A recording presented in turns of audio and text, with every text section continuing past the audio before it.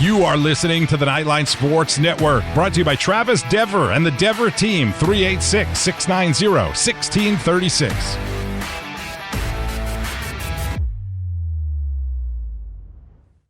Welcome to the Take a Left at Albuquerque podcast with me, your host, Sam Albuquerque, exclusively on the Knightline Sports Network.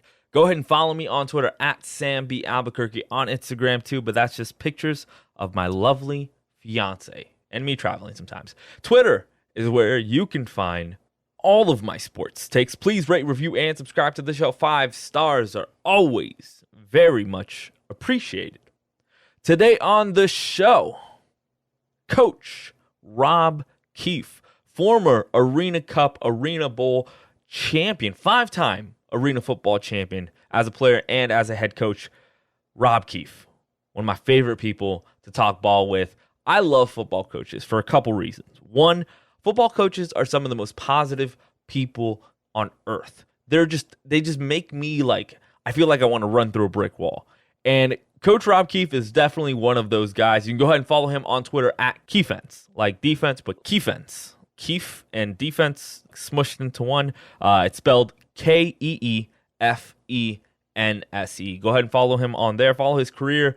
Coach Keefe has been nothing but gracious throughout my entire media career, from a young buck just starting off in Cox Media Group with ESPN Orlando. Coach Keefe has been nothing but generous with his time, with his insight. Just overall good guy to me, and I appreciate it. And we had a really good conversation here about a lot of the major recent coaching headlines in the NFL, from Belichick to stuff going on here in San Francisco. I'm not in San Francisco. I don't know why I said here in San Francisco. I'm in Orlando.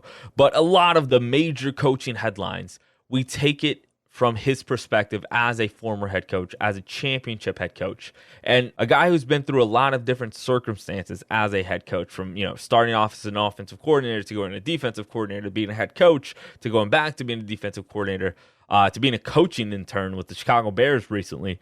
It's a really good talk, and if you really want to understand a coach's perspective, today's episode is for you, so check it out.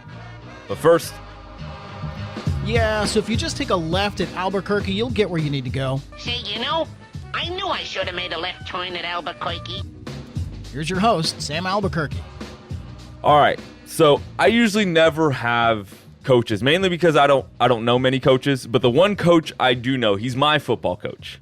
Coach Rob Keefe, Arena Bowl champion, Arena Cup champion? You're both, right? I'm both, yeah. So we could say, so Arena Cup and Arena Bowl, yes. Well, he is both an Arena Cup and Arena Bowl champion, former head coach here of the Orlando Predators, if you guys know anything about arena football, one of the legendary franchises in the league here in Orlando. He won the championship with the Albany Empire. Is that right, Coach? Yep, absolutely. Also, all-around good guy. We were just having a pretty lengthy conversation here about his work with Clean the World Foundation and giving back to the youth. Just one of my absolute favorite dudes on this earth. And not only that, he knows a hell of a lot about football. And that's why we brought him on, because there's a lot of coaching decisions being done this weekend in the NFL. And I want to get it from a coach's perspective. So I called the only coach I know, my football coach, Rob Keefe. What's going on, Coach? Oh, hey, Sam, man. It's a great introduction, man. That makes me flattered right there, man. I'm glad to be on, man. This is congrats to you, and this is awesome to talk football, man, talk sports. I love doing it. First of all, Coach, what are you doing right now? What is happening in the offseason for you? Walk me through what this process is like in between is it IFL seasons now? Yeah, so a great question to kind of start off there. So the Arena Football League, so the AFL. So this is, I always explain this to whether it's a person who knows sports or doesn't. I think the easiest way to describe what I really do is I pretty much coach AAA football is a good way to describe it. And so if you're not a coach or a player in the NFL, what other opportunities are there out there for you if you're not, in college, right? And so you have the Canadian Football League, you have the XFL, which now has folded, right? And so The Rock is trying to bring that back. In the Arena Football League, the AFL, that folded. And so all these things from COVID, took those leagues away. And much like anything in life, right? People have, if you don't have expendable income, those are the kind of decisions families make. Hey, do I go to the movies? Do I go to the water park? Do I go to watch arena football? And so COVID really kind of took that away. And so two leagues that continued were the IFL and the NAL. And so both of those are that's like double A baseball. So for me, I said, hey, look, I'm going to go coach, double A football this year. And so what I did was I went out to Iowa. I coached for the Iowa Barnstormers, which is a historic franchise, and I was the assistant head coach and defensive coordinator out there. Kurt Warner, probably the most famous, player that has played for them. And then before he went on to this Hall of Fame career in the NFL. And so it's always in the spring and the summer. And so when the spring and the summer, that's when the NFL teams actually can scout out, our players. And then what I do, really, I contact a lot of coaches in the NFL. That's where I want to go. So right now, I have about 36 to 40 people that I know within football or the NFL organizations that I talk to constantly. I actually did an internship with the Chicago Bears this summer. Now, it had to be virtual because it was, obviously COVID protocols. But, for 8 to 10 hours a week, I was sitting in on meetings virtually, talking to the coaches. And that's kind of their first indication to get a feel for me. And so, I could be with the Chicago Bears next year. You never know. And so you just want to meet as many people as you can, because the NFL, much like anything in life, is all about, relationships and who do you know, and obviously getting the opportunity in there. And so then what I do when the season's over, which ours ended in September, COVID kind of pushed it back a little bit. I come back to the Central Florida area and I work with the global nonprofit Clean the World, do a lot of great work with them through business development, kind of, interacting with other businesses and communities all around the world. And then I coach the 14U AAU East Orlando Predators. And we've done an amazing job with those kids. A lot of those kids in the Central Florida community are now playing after they graduate from us. They play in, just big time high schools now. And it's awesome to see the kids we've worked with for the last 3 or 4 years now getting college scholarships. I mean, big scholarships at Georgia and Alabama, and things like that. It's actually really awesome to see. So, right now we're 4-0. I think we're 37-1 over the last 3 years. So really, really good stuff. We won a couple national championships. So just doing as much as I can, for the community and youth and through football. It's all kind of met your people like yourself. I get to meet a lot of great people and just doing the best I can in my little part of the world, I guess. See, this is why I love you, Coach Keefe. I think this is what happens with all football. I don't know, all football coaches is a generalization, but the ones I know, my high school coach, my cousin who coaches D2, you, and a couple other coaches I've interacted with, you guys are some of the most positive people I've ever met. And it's such a unique brand of person to be a football coach, especially a football coach, because basketball coaches, soccer coaches, a little different, but football coaches, it's just high energy, positivity, focusing on the good and giving back to these kids and giving back to your athletes. And it really is, one of the reasons why I brought you on here, because there's a lot of coaching stuff that happened this week that I really want to get it from your perspective, because me and the media, other people in the media can criticize from the outside. I want to know from the inside when you have to go through these decisions, when you have to go through these processes, because at the end of the day, the buck ends with you as the head coach of a football team. So let's dive into a couple of these things. Let's go to New England and talk about the Patriots versus the Bucks, Belichick, Brady, that whole storyline. And that whole game really kind of was messy, and it wasn't as high scoring because of the rain, because of a lot of different factors. Because, we mentioned how great of a coach Belichick is to design a defense that affected Brady that much. The real storyline there, and the real coaching decision storyline there, was Belichick sending out Nick Folk to kick a 56-yard field goal with about 50 seconds left in the fourth quarter. Coach, we've gone from a very conservative coaching philosophy to if you don't go for it on 4th and 2 on the opposite side of the football field, you're probably going to be looked at as too conservative or not, you made the wrong decision. And that's what the storyline is like on my side of this. What about you? When you're in the place, when you have to make that crucial decision, should I go for it? Should I take the quote-unquote safe option, which is a 56-yard field goal, which would have been the kicker's longest field goal in his career? What is going through your head in those specific scenarios? And if you could sort of transport yourself into Belichick's shoes there, what were the thought process going through your head? Yeah, absolutely. No, that's a great question. I think first and foremost, let's talk about who is on the sidelines and who is in the ear of Bill Belichick, even up in the booth of determining how that decision is made. And so as you actually have what is called on every team, you have an in-game clock manager, or you have an in-game manager that literally is designed And normally it's a guy over there with just a clipboard. You think, hey, it's a very inconspicuous person. But that person, literally, his job is to make sure that they're keeping you up to date with how many timeouts you have. They're keeping you up to date with the score is. Hey, if we have to go for 2 or not, based on the scenarios, all the analytical data that the team and the organization has kind of come up with as the week has gone on based on the opponent that you're facing, exactly what you have determined or predetermined, in the course of the week of what you're going to do. And that person's job, and normally it's kind of just whispering constantly in Belichick's ear, hey, just so you know, coach, this is how many timeouts we have left. Just so you know, hey, if it's 4th and 4, we've made a decision that, hey, that we're going to go for it. If it's 4th and 3, now we're going to kick a field, whatever it might be. And so you have that person that's right there, that is literally their job to keep just literally managing the game of understanding, what all the scenarios could possibly be. So you have that person for you. And then what happens is really you factor all these things in. And that's now where I love about football. When you kind of just talk about football coaches being positive or whatever it might be, there's people, on our team. I think as you get going on every team as a football coach, and much like Bill Belichick, you've been in so many scenarios, right? And so for me, as a coach, I'm so used to 4th down, 4th and goal, 4-yard line, 4 seconds left. I mean, that's just what you've been conditioned to. So you're used to these adverse situations. So when, life hits sometimes, you're not really too concerned about it because you're able to kind of overcompensate for maybe the negativity because you've been able to like kind of go through the fire. So Bill Belichick, smooth as can be, there's no problem. That's how quick the decision is made. And so what I think when it came to 4th and 3, you have Mac Jones, you have all these factors, right? And this is how quickly the mind works. As it's getting to 3rd down, literally that's when it hits. Hey, coach, just so you know, what are we going to do if we don't get this 1st down here on 3rd down? So then you have the entire play, probably about 30 seconds to really factor all these things in. You have a rookie quarterback. It's a high-intense pressure situation. Which way is the rain coming down? Is it sideways? Is it coming straight down? Hey, what's the wind situation, looking like? What do we think right now could happen if we have X amount of timeouts left if we don't make this field goal?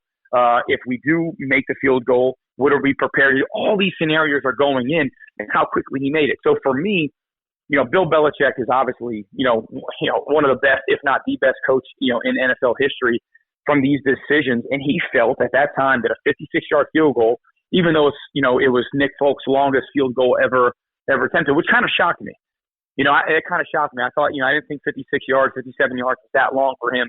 You assume that every kicker has kind of that one, maybe a 50-yarder, even though that sounds like pretty long. I was like, 56, that's shocking that he's never made that field goal at that time.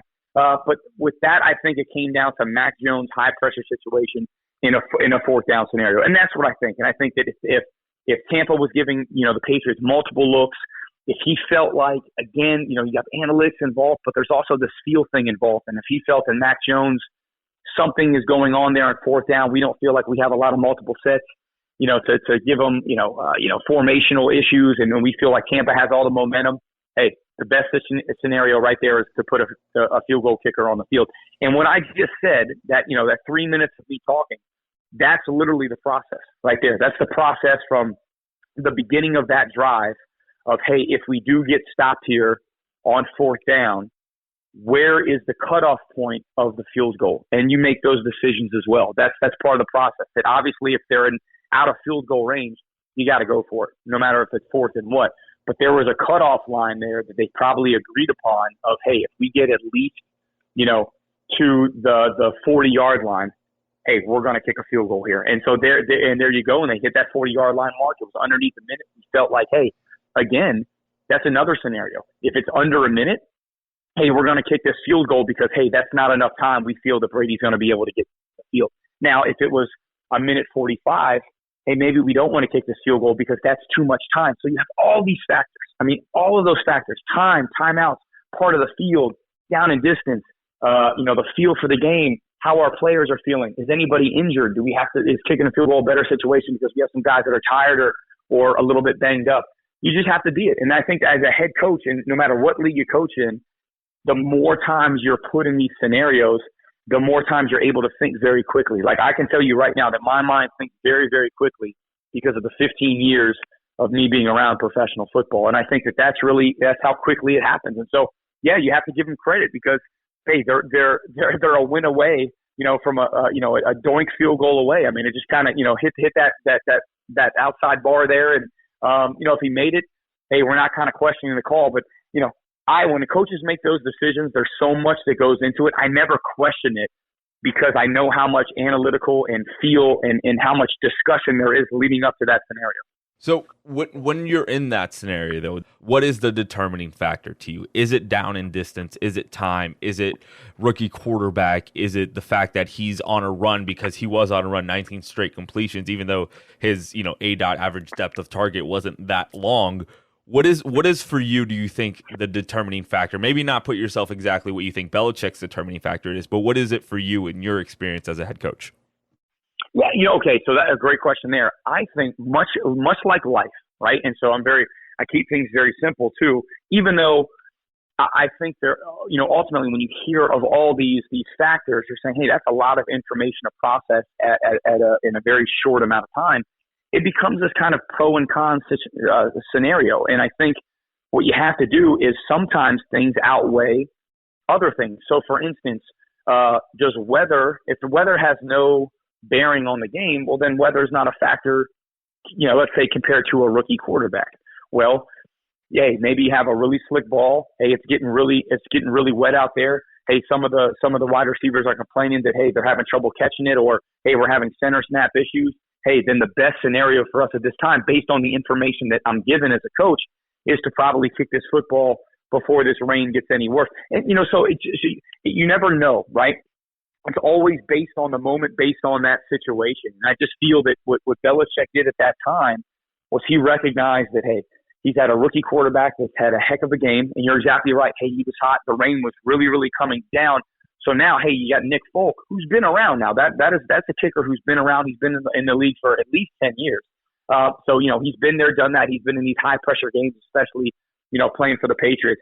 I felt like he put it on his foot instead of putting it in the hands of Mac Jones. And again, I think it comes down to probably that predetermining factor of, hey, guys, the rain is really coming down right now. If we make it to at least the 40-yard line and we get stopped on fourth down or stopped on third down, hey, we're going to kick it no matter what the down and distance is. And I think that was kind of a predetermined factor. It was very, very easy. And those are decisions and why a lot of head coaches don't call offensive plays, because literally those are the conversations that the head coaches are having as the offensive coordinator and the offense is doing its thing, that they're managing the game. They're talking with the in-game clock operator. They're talking with the game manager.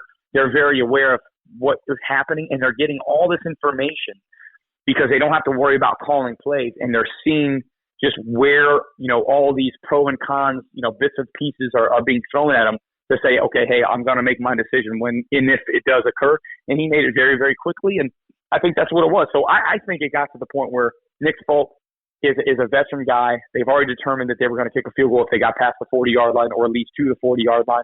And then he had an opportunity to win the football game based on, I think, on the time as well, because that's always a factor with Brady. Got under a minute. I think those were the three biggest factors. Hey, it's fourth down. Let's put it on a veteran kicker. We got past the 40-yard line. At the end of the day, it's under a minute, so at least Brady doesn't have a lot of time to work down the field. And I think those are the four biggest ones that said, hey, we're going to kick this thing. I would love to have seen if Brady was on the sideline for New England instead of Mac Jones. And I, obviously, like that's the question that pops up in my head is if Brady is on that sideline, I feel like he could call his own shot, I guess is the best way to say it. You have all these determining factors, and obviously you've worked with, some veteran quarterbacks in the AFL and the IFL. When your quarterback calls his shot, what do you do as a head coach? If Brady's on that side and he looks at Bill and he says, "No, I got this. Put this on me. Let's run a little crosser." Right. Do you as a head coach, how, like, I think the quarterback you have is, ironically, that was Grady, right? His last name was. You're exactly right, though. So Tom Grady. Tommy Grady was a quarterback that I've had for a long time. Got to win a championship with him. Well, that's a quarterback too that he played at the University of Oklahoma. He played at the University of Utah.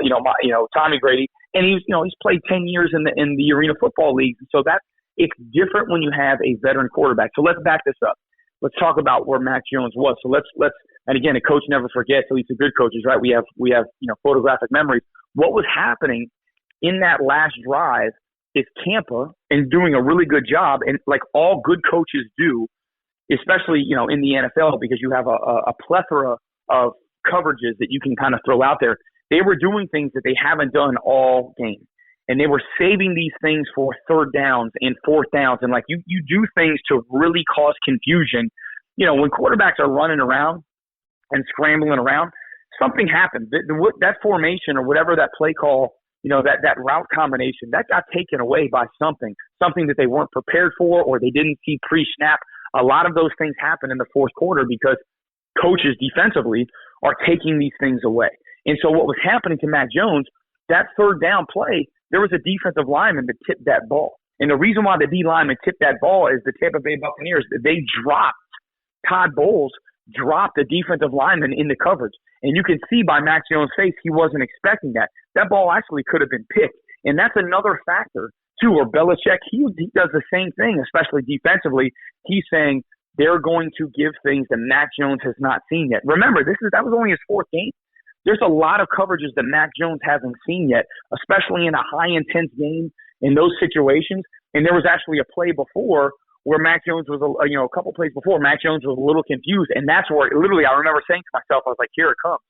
Here comes some confusion because Tampa has been saving these defensive play calls to really confuse a rookie quarterback. And I think that's another factor of why, hey, Belichick is like, this guy hasn't seen it all yet. I'm protecting him. This is the best statistical thing we can do is put it on the foot of a kicker where there's no confusion. We feel like we've got to the line that we need to get to where he has the leg strength to do it because that's what you do right pre-game. That's another factor too. Like you go to your special teams coach before the game and you say, hey, where's his range? What does he look like? So when these kickers are kicking, and you look at the other team's kicker as well too. That's something I do too as well. You stand at midfield and you watch where the other kicker is kicking from. And so you have a guy like Justin Tucker, you're sitting there, man, hey, coach, he's making these things from 70 yards before before practice or before the game starts. And so you're very aware of like, hey, they probably are going to set up for a field goal in this particular situation. But if a kicker is having issues before the game, you definitely want to relay that back to your coaches because you're going to say, hey, right now they're struggling to get here, or hey, coach, he's having trouble right now. His range looks like it's only about 50 today. Something's going on with his leg. But Belichick, all that information is written down in Belichick's mind. And that's how quickly coaches work, and they're processing all this information. And that's, I think, a big factor where, yes, Mac Jones isn't Tom Brady. Mac Jones isn't Aaron Rodgers. He might get there one day. But in that particular situation, on 4th and 3, where Tampa was probably going to give you their best defensive coverage, they were going to confuse you. They were going to give you maybe a look where they're going to blitz and they're going to drop, or they're going to come, they're going to blitz from depth and they're going to have these crossers and they're going to confuse you. The best situation was to kick that field goal, and that's another part of the process. Sounds exhausting to be a coach. But it's great. It's great, and that's why I think too, where it's like you go back to the coaching mentality of how we kind of first began this conversation. It's just so much information to process, and you're so quick. You think so quick. You got to make decisive decisions in high pressure moments, and the more you do it, the more it becomes a calming situation. And so you learn how to be comfortable in uncomfortable situations. And so I thought Belichick did the best thing, because when they do that now, a guy of his stature, that's what he's just thought about. Now there's some younger coaches or rookie coaches that might not have that process, and they have to have a couple of 4th down miscues or some mess ups, because that's part of the learning process as well.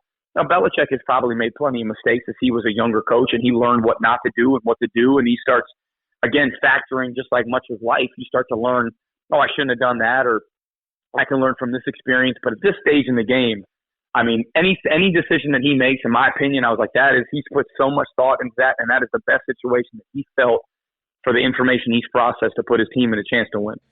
Coach, let's take a quick break here before we shift over from talking about, one of the greatest coaches of all time in Bill Belichick to a coach that's, kind of on the hot seat in Matt Nagy in Chicago. We'll talk about that here coming up on the Take a Left at Albuquerque podcast with Coach Rob Keefe, our coach, Rob Keefe. We'll be right back.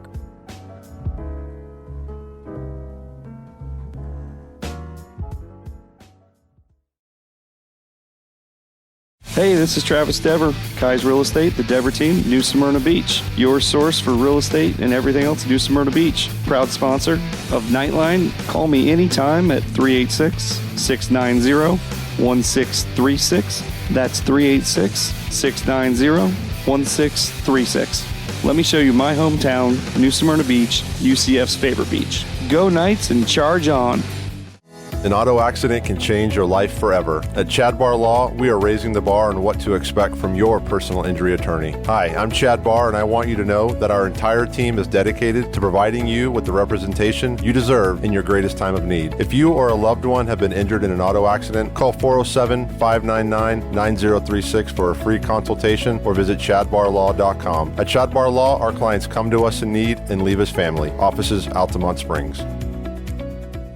Looking for more out of your Porsche? Look no further than Flat6Motorsports.com. They have the widest selection of aftermarket Porsche parts anywhere in the world. With over 85 product lines and in-depth expertise, Flat6Motorsports.com is your one-stop shop for any Porsche performance needs. Whether you're shopping for intakes, exhausts, suspension, or tuning, they have you covered. Flat6Motorsports.com is the premier Porsche aftermarket specialist. Check them out at Flat6Motorsports.com.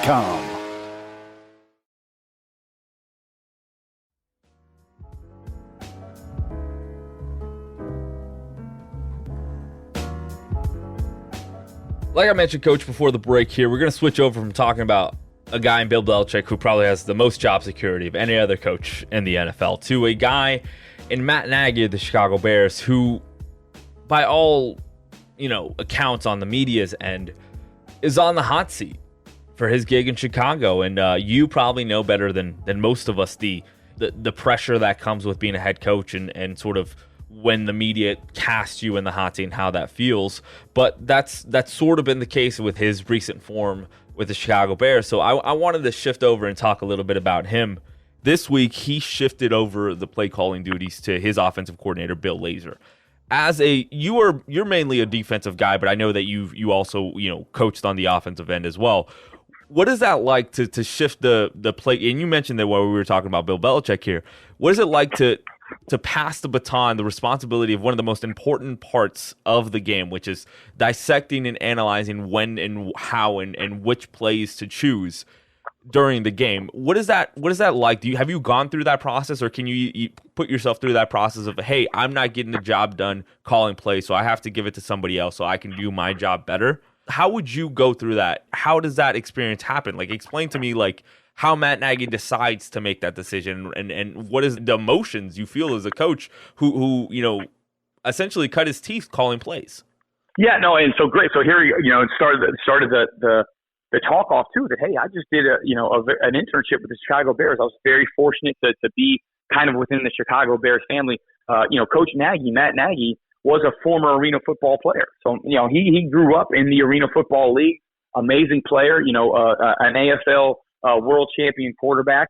And then he actually got on in the NFL as an intern for Andy Reid's Philadelphia Eagles in that 2010 range. And so, how quickly he's risen.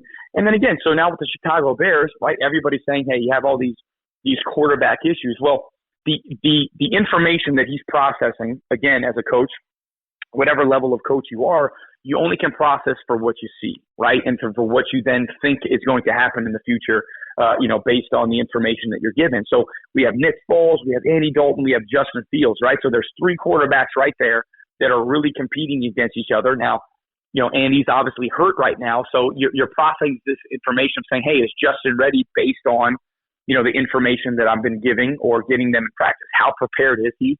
How expansive can we make this playbook? So you have all these decisions, right? And that just goes into making, for the quarterback decision. Well, I think for me, what it says a lot to answer your question, your original question, it takes a lot of humbleness and humility to recognize your faults. And so what coaches do, what good coaches do, is it's called self-scouting. And so what you do is, yes, we scout other teams, and like the NFL, they have guys, they have so many guys on staff that are literally scouting out, opponents 2 weeks before they play. So let's say the Bears, whoever they have right this week. So, well, that team that they're playing this week, it's the Raiders, right? So they play the Raiders this week. They've scouted out the Raiders for the last 2 weeks. The coaches are working on other teams as the pre scouts are giving you this information and collecting information 2 weeks beforehand. So the minute that you're done with your last game, boom, you have a whole packet right there about the Raiders to get you started off on that particular week. But what you also do, and if you're ever struggling, what you do as a coach is you take some of those scouts, some of those what they call advanced scouts, right? So you have these advanced scouts, and you say, hey, can two of you right now, I want you to scout us. I want you to scout us as the Chicago Bears. And this is exactly what Matt Nagy probably did. I want you to scout. Tell me what are my faults on third and longs. Tell me, put us in a situation. What are we having trouble with? How was our blitz pickup? How many times have we put ourselves in this? And all of these facts and figures of, 5-man protections, and this is our success on third downs, and this is our success on first down when we run the football. This is our success when we start the ball on the left hash. This is our success when we start the ball on the right hash, or when we're backed up, or this is our success in the red zone, or when we have multiple sets. We have 3 receivers on the field. This is how often we're completing balls. All of these facts and figures. I mean, just a number of facts and figures. And then he starts to realize, hey, I'm not seeing the success, or I'm having issues right now managing my football team because I might be consumed with just the play calling. And so I think for him, it sometimes is easier to be the manager instead of the salesperson, if that makes sense. So if you look at the play caller as the salesperson and the head coach as the manager, sometimes it's very hard to be a manager and a salesperson at the same time. And so sometimes the best managers aren't the best salespeople because they're able to manage all the salespeople. And I think that that's where the internal talks were. And I commend Coach Nagy for getting to that point, because if he realized, hey, I got a veteran caller here, Bill Lazor right here who can call the plays. I feel like I'm able to manage the team a little bit better because now I can focus on all 3 phases of the game without having to worry about the play calling duties. Now, he's still instrumental. Don't get me wrong. The head coach in terms of play design, quarterback play, as the week goes on, what we think best works together, because we're all in there watching film together, as a staff. And then ultimately you kind of, feed that information back to the players as you kind of really, collaborate with the players on what's going to work best for that particular week. But that's really what goes into it. It's a very unselfish approach, because you have to look within, and that's what coaches do. And I've been in that situation too. Hey, what am I doing wrong?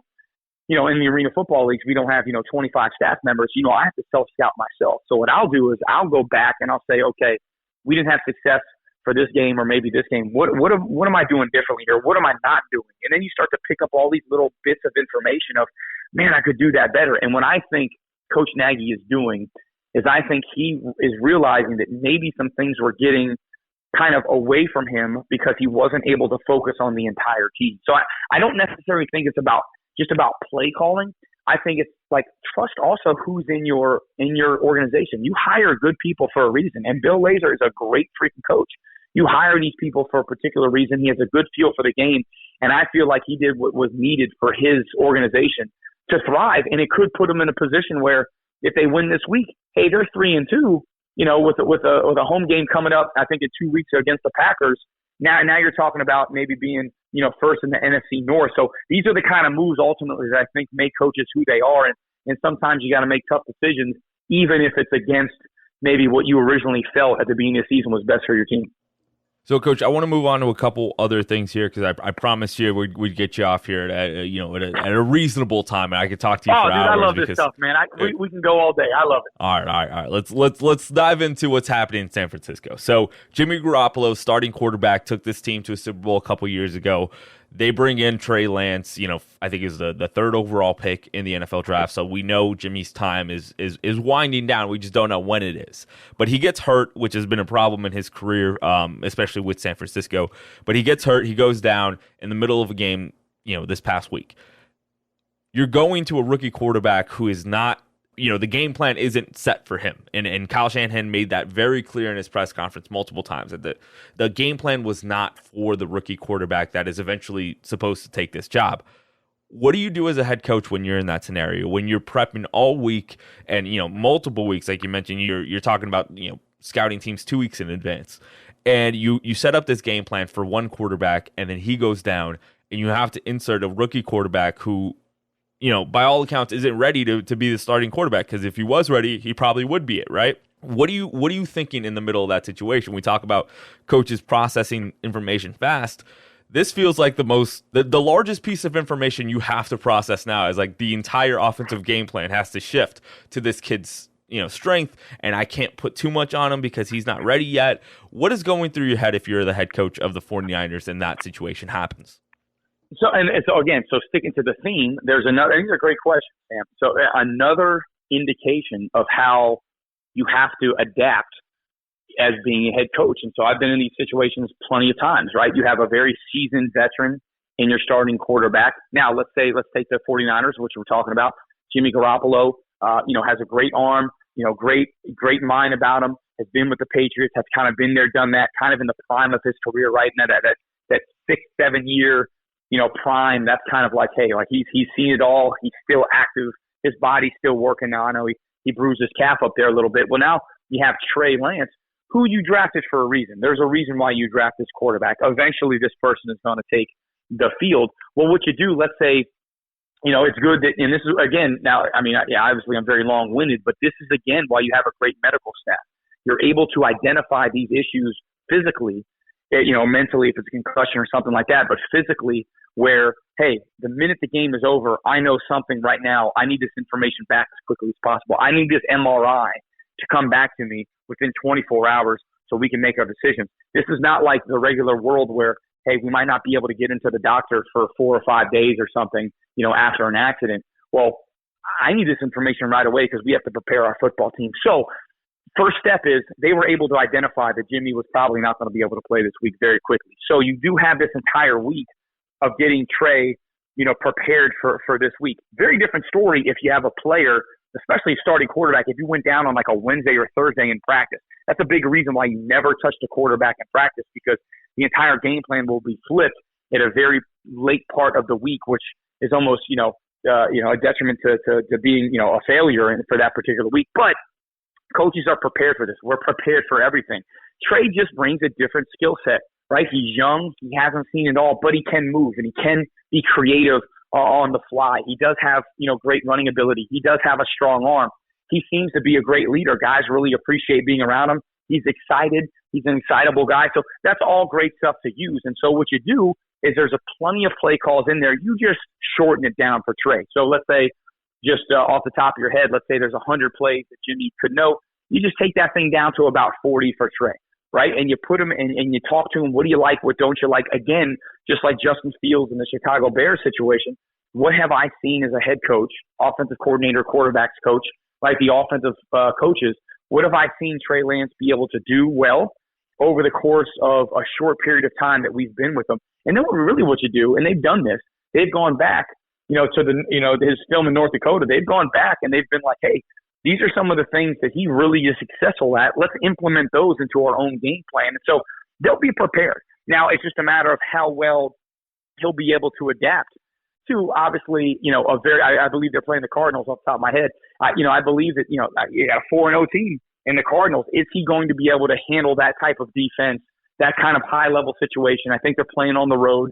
These are all things that are going to have a quarterback grow up. But the good thing is it all starts with the doctors. It all starts with the medical team. That's why they give out awards for best medical team in the NFL, because if you can give me that information as quickly as possible, I will have Trey in here literally 6 o'clock in the morning, the day after the game, on Sunday, Monday morning. He's been in there. He's been in there. I mean, right now it's Wednesday. He's been in there for 72 hours preparing. The game plan is starting to kind of take shape. They'll be 100% ready, but that's why coaches are who they are. They're able to use who's on the field and prepare the players to get ready for the test. And what about when that happens in the middle of the game? Obviously, you mentioned you want that information as quickly as possible, but this in this scenario, it happened in the middle of the game. What are you thinking in that scenario? As that quick mindset, quick twitch mind, as opposed to a quick twitch athlete there. But Jimmy goes down in the second quarter, and you got to come out of halftime with that rookie quarterback. What is that process like? Yeah, look, and so we can again. That's a great point. So if you want to take the Monday Night Football game, great example, the Raiders were losing defensive backs. A couple defensive backs went out. And then Coach Joe Lombardi, offensive coordinator for the Raiders, started taking advantage of certain personnel sets that he knew that those backup defensive backs weren't prepared for, started getting the ball down the field a little bit easier because they weren't prepared to take backs out of the backfield, or they weren't prepared to take tight ends on the crossing routes, or whatever it might be.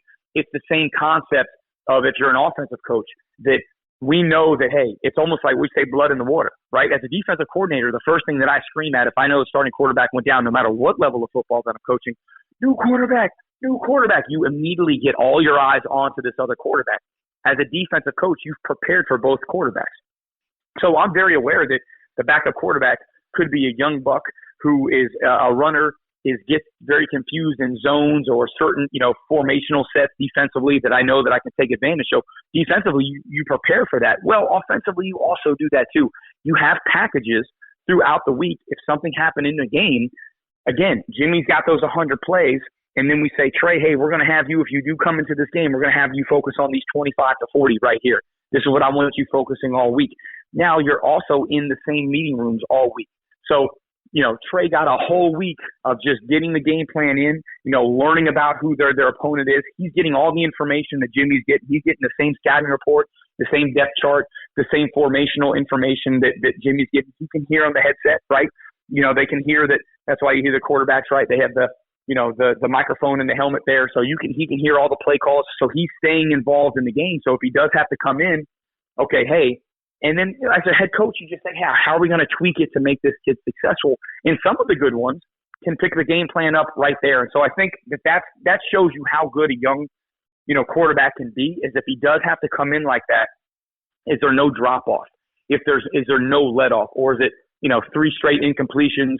He looks like he's out there chasing ghosts because he's never seen this kind of defense before. I don't think Trey's like that. I think that's why he was drafted in the first round the way he was. But coaches are prepared for that. And that's really what it's all about. Going back to what we talked about Bill Belichick, going back to what we talked about Matt Nagy, same thing with Kyle Shanahan. It's all about the preparation. And that's really what it is. When teams win, it's because you prepared accordingly for every situation. And that's what head coaches are. They are prepared. They are ready for any scenario. If anybody goes down, if any fourth down situation, any field goal situation, fake punts, 2-point conversions, what are we going to do if this is the situation right here? What do we do here? Coin tosses. Look, I know I'm a long-winded guy, Sam. I mean, I can talk an hour about the coin tosses.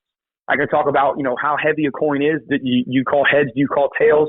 What's the best situation statistically? I mean, that's how prepared you need to be as an NFL head coach. See, this is why I love podcasts, Coach, because you can talk all you want. We don't have to go to break here. When we had you on the radio show back in the day, we had to go to break every 10 minutes, and the long-windedness didn't really help too much. But here it's perfect because you get all the information for the people, and that's really what we're looking for here, Coach. But last question for you, and this is a bit of a a hot topic, I think, amongst the coaching, realm, because this is a lot of stuff that is happening here that I think you can make arguments for both sides. So John Harbaugh of the Baltimore Ravens decided to go in the last play of this game last week against the Broncos for this rushing record. I think it's 49 straight games of 100 yards rushing in each of those games. And it calls in the question on a lot of, unwritten rules of football. You hear about it all the time in baseball, but and this is another reason I love coaches, because you guys are always, talking about how great other coaches are. It's a very tight fraternity, regardless of what level you are. And I just want to know from your perspective. You tell me the process someone's going through. Like Harbaugh's on one side. He's like, hey, we've gone 48 straight games doing 100 yards rushing a game. This is identity. And I'm a Baltimore fan, so just throwing out my bias here. This is the identity of the organization we built. When we drafted Lamar, this is what we were always planning to do. And this record means so much to the organization because of the fact that we've, sort of embrace this rushing, running the ball, ground and pound sort of offense. This means a lot to me because this is a reaffirmation of my organizational decision. It means a lot to my players and Lamar, my quarterback, and Lamar came out and said that it meant a lot. But on the other end, you're up 14 points. So it was 23-7. I'm not good at math, but you were up a pretty decent amount with 3 seconds left on the clock. don't rub it into your fellow coach's face. And Vic Fangio came out and, called the BS and he didn't look happy on the sideline. And obviously I think Vic Fangio has a point, but I think Harbaugh has a point. So I want to throw it to you as a head coach in that scenario where you're balancing the, this sort of historical accolade versus, not running up the score, not doing anything offensive to your fellow coach, because there's such a close coaching fraternity. It's a really tough spot for a guy like Harbaugh, and I think a guy like Fangio too, because I think you can make arguments for both sides. So I'm going to throw it to you as a head football coach.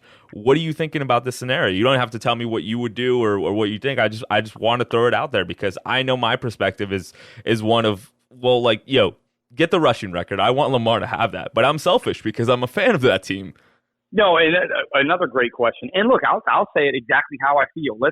Let's say we are Broncos, right? And we're losing here. I think the final score is 23-7. So we're losing. We're down. You assume that Lamar is going to take a knee, right? First and foremost, Denver probably has no idea of the record individually that Baltimore is holding, right? Kind of the records that you have on your team. Obviously, in the scouting report, that's probably how in depth you might go. So they probably do know that, and that's probably one of the as I talk it out, that's probably one of the emphasis.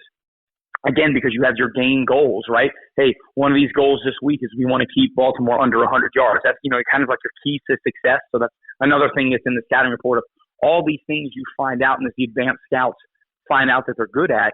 And as a coach, they're kind of eye-popping to you. Hey, Lamar is, I don't know, nobody really would be, but, he's 100%, completing his passes inside the red zone. Hey, there's something that we need to take away that correlates to their immediate success. Hey, we want to make sure that Lamar is 50% inside the red zone, whatever it is. So as I talk it out, Denver probably did know of that stat. Now, with that being said, right, obviously there were some things like Teddy Bridgewater goes out with concussion. There were some things out of their control right there that kind of forced them into a situation where they lost the game. But, it's something that they prided themselves on. Either way, you're at that situation, as Denver was, where you're like, hey, game's over, we're going to take a knee, okay? So you have that situation. Then you have Lamar, who, look, I've been on the end of a coach, and I'll admit this, that I didn't know, and Harbaugh spoke on this, that sometimes I didn't know of our own team's record. I'm so into the game, and I'm so focused on winning.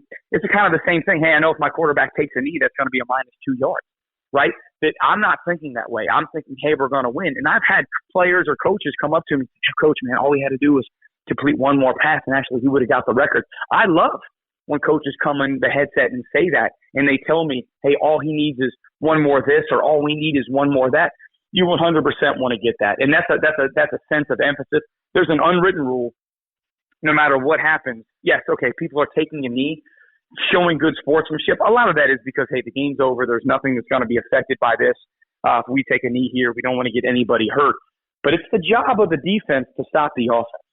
And I think that, again, I've been in that situation where you think a team is being unsportsmanlike when I've lost a game and they're continuing to run the ball or they're continuing to pass the ball. And a lot of that stuff could be bad blood, or they want to stick it in your face, or somebody onside kicks when they're up by 21 points in the fourth quarter. Like, at the end of the day, just because one team wouldn't do that doesn't mean that team that is doing it is doing anything wrong. I've always said, hey, it's our job to stop them. It's their job to stop us. That's just part of the process. So in no way do I look at Baltimore as doing anything wrong. I understand the frustration that Denver has because, again, you lost the game. And so it compounds, again, that's where the human nature comes into coaches, the hard work, the effort, all the preparation. I mean, that's when you see coaches on the podium. I mean, these guys are worn out because it's, 18-hour days. Even if they go home at 7 o'clock, they're still thinking about football. They're still drawing up plays in their bed. They're still, waking up at 3:30 in the morning, getting, the first one in the office. They want to win the football game, if not more than anyone else in the entire organization and entire fan base. So, yes, you're upset when somebody runs the ball like that on you when you're, down by 16 points and, there's 3 seconds left. But I commend Harbaugh as a coach because I know how difficult this is to do, to understand where you are in that moment, that records sometimes are lost in the heat of the moment. So the fact that he was able to be reminded of that or know that off the bat, and he could have easily put it on his play call sheet. I'm sure if you have 43 games of 100 yards rushing, you're very aware of the scenario. That's a point of emphasis and a point of pride. And look, also too, I mean, we can take it really deep. I mean, I'm from the Washington, D.C. area. Baltimore's 30 minutes away. I spent a lot of time as a kid in Baltimore. Baltimore's a hard-working town. You know, Baltimore is a very prideful town. You know, he's a perfect fit as a head coach. He's been there for a long time. Like, he knows that community. He does a lot of great stuff in that community. And so for me, like, that's Baltimore. Baltimore is going to take pride in those particular kind of things. So in no way am I upset at what Baltimore does. And the last thing I'll say about it, it shows to the players of the Ravens that your coach cares about that stuff. Your coach cares about you getting individual accolades and getting team accolades, and they care about your success. They want you to get, you know, recognition for the hard work that you're accomplishing. That's a coach that the players can really get behind. And, you know, it's a lot of discussion on both sides, but look, you know, Coach Vic is an amazing coach, amazing defensive mind. You know, I think for him, look, we've all been there where, like, you're irritated because you lost, but as cooler heads prevail, you're like, okay, like, I get it. You know, at the end of the day, you know, hey, he's doing what he feels like he's best for the team. And he's already, at Wednesday right now, Coach Vic has already moved on. He's on to the next. Coach, I appreciate the time. This is why I called you, because I had a bunch of coaching questions and you answered them exactly. You know, you say long-witted, I say detailed way that I appreciate. So thanks so much for coming on, Coach. We got to get you back on more often here. So I'll definitely be bugging you in the future here for NFL takes. All right. Awesome, Sam. Thanks so much for having me on, man. It's a pleasure, bro.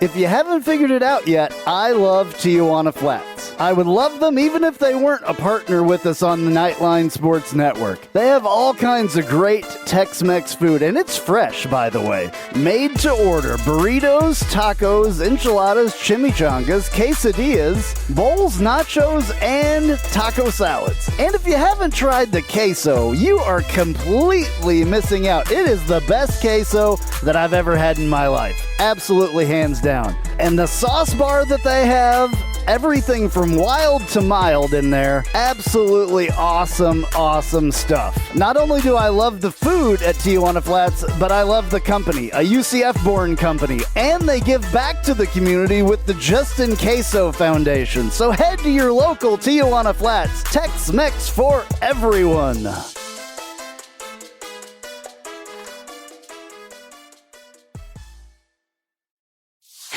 Hey Jeep Wrangler owners, have you ever sat in your office at work and watched the rain just pour into your Jeep because the weatherman said that there was a 0 chance of rain? Or you put your doors back on because there was a 100% chance and then not a drop of rain fell? Well, there's a company out there that can help take the worry away and give you the peace of mind to be without your doors.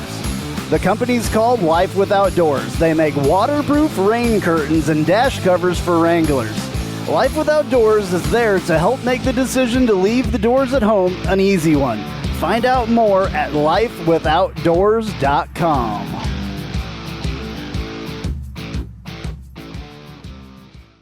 Spice up your company with homemade marketing services from Tasty Gravy Creative. Tasty Gravy serves up a menu of budget-friendly marketing, graphic design, and public relations services customized to your specific goals. Co-owned by a UCF graduate, Tasty Gravy can help refresh your brand, strengthen your online presence, or reinforce your company's message. Contact Tasty Gravy for help with your website, social media, marketing, advertising materials, and more. Visit tastygravy.com.